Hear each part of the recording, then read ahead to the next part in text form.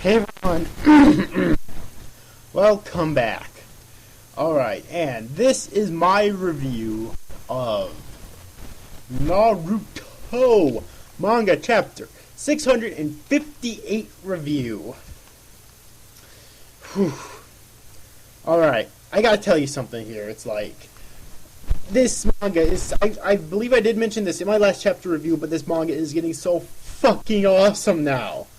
Now that Obito is not necessarily dead, but now that he's out of the picture, and he better not fucking come back. Unless he intends to put up one of the most epic fucking fights in history.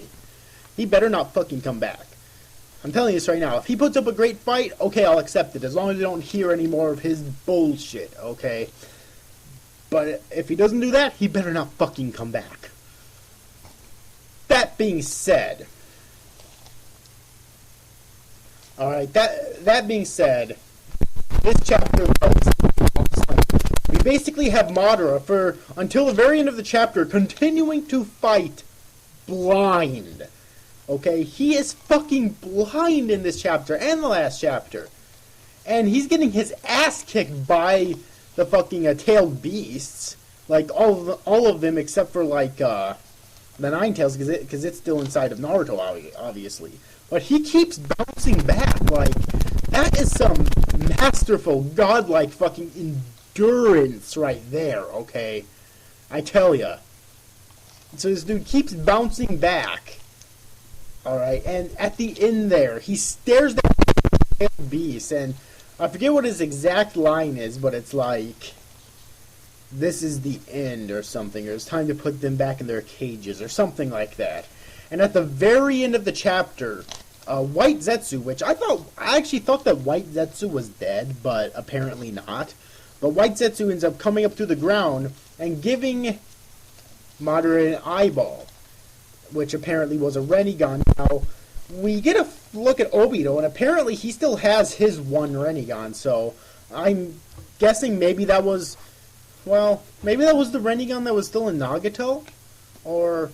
no, wait, that's not possible, because I think Obito took that Rinnegan out of Nagato's grave, if I recall correctly.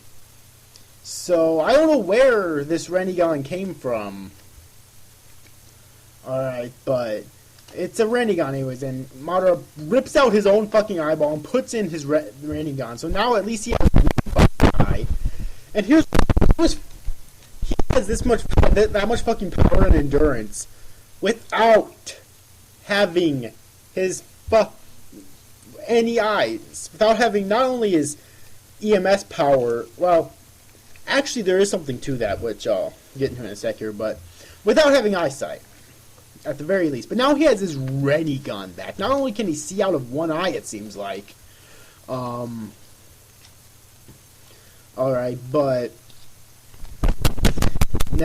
now he has fucking Rinnegan powers. And the thing about the EMS that I mentioned before, just now, is that he actually does end up using his Susanoo.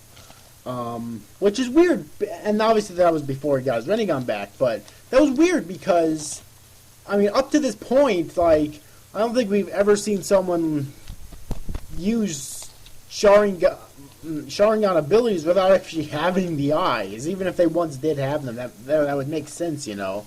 Because as far as we know, in order to use the Mangekyo Sharingan and the Eternal Mangekyo Sharingan, or in order to use the abilities like the Amaterasu and Susanoo and shit, you would have to have at least MS, EMS, or the Rinnegan. Or, well, or I mean, at least MS or EMS, meaning, I think that, like, if an Uchiha unlocks the EMS, but they downgrade to conserve chakra and their eyesight to the MS, I think Uchiha is powerful as Madara. I think even Itachi could do this. You know, they don't necessarily have to reactivate their EMS in order to use their Susanos. Alright, and of course if they upgrade from the EMS to the to the Rinnegan, then they can still use all of their EMS abilities, obviously. So I don't know how. I really hope that it's explained in later on exactly how he was able to use his Susanoo without any eyesight, because then it'll just although I doubt it will, and if it doesn't, then it'll just add to the slew of other plot holes that we have in this arc so far, such as how is Kakashi able to keep spamming his fucking Mangekyo Sharingan? How is Kakashi able to get out of the fucking Kamui world? Among other various plot holes in this arc. Alright, but that's just a minor nitpick of my own that I kind of wish was explained exactly. It was still awesome, though. It was still awesome. It was still awesome seeing Madara fight the way he did without any fucking eyesight, okay? That's the big thing you have to remember here, without any fucking eyesight. And now it seems like, since he has his Rinnegan back, he can see out of at least one eye, plus he has all those Rinnegan abilities. Like what Zetsu needs to do right now is go over to Obito and rip out Obito's fucking Rinnegan and give it to Madara so that Madara can rip out his other eye and put in the fucking Rinnegan. Okay? Or rather, he doesn't need to rip out his eye because he has no eye there. But you know what I mean. Actually, I think before I said he ripped out his eye too, which he didn't because he hasn't had no eyes in. But still, though,